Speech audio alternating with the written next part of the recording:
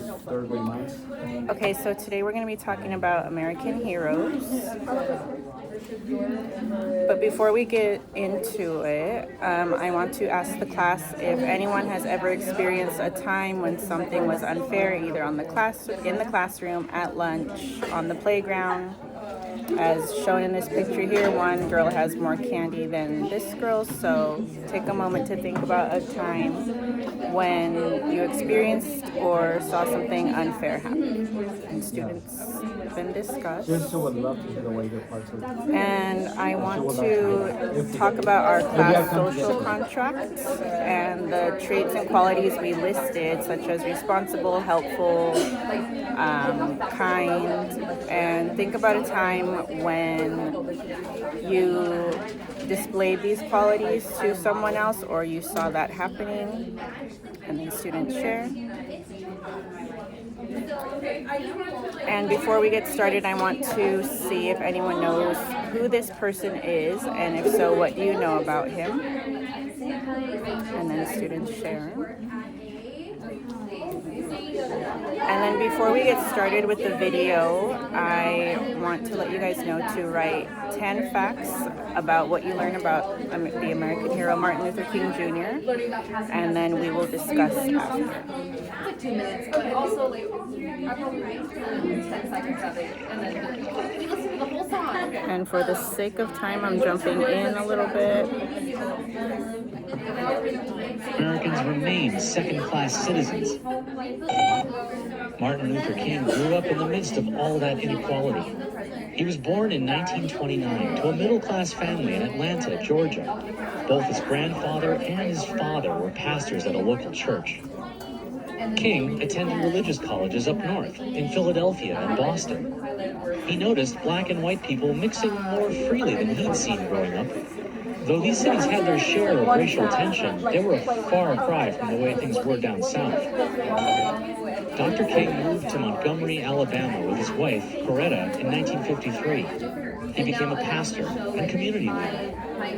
Around that time, a local woman named Rosa Parks was arrested for refusing to give her bus seat to a white man. King joined forces with activist Joanne Robinson to organize a massive boycott of the Montgomery bus system. Most black citizens in Montgomery refused to ride the buses for over a year. Many were violently attacked just for walking instead of taking a bus.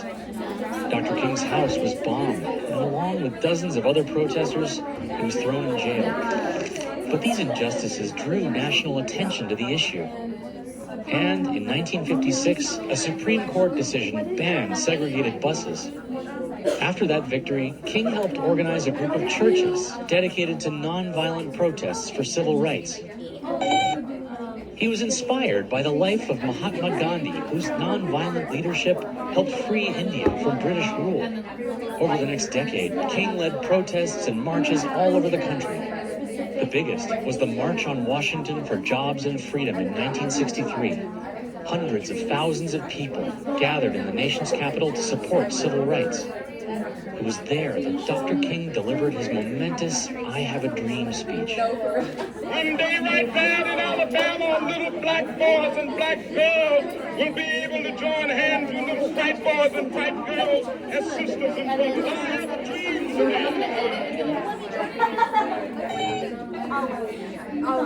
Yeah, kind of gives you goosebumps, doesn't it? King's gift for public speaking helped inspire millions of people. His words gave them the hope and courage to believe in the future he envisioned. 2 years later, the protests he led throughout Alabama caught the world's attention.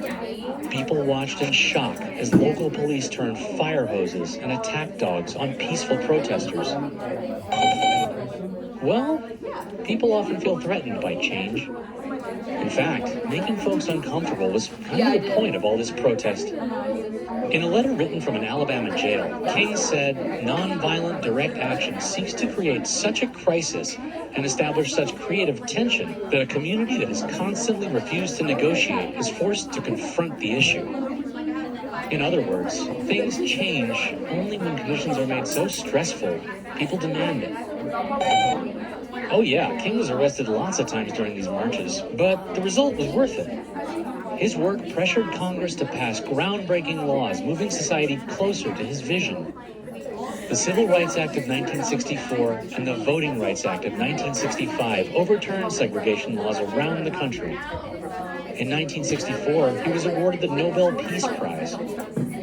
He went on to fight against poverty and the Vietnam War. Then, in 1968, Martin Luther King was assassinated in Memphis, Tennessee. His killer, James Earl Ray, was captured months later. King was only 39 years old, but in his short life, he changed the face of this country. Without his influence, who knows?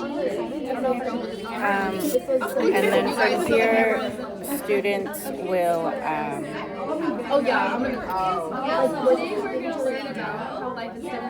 write their own facts and discuss.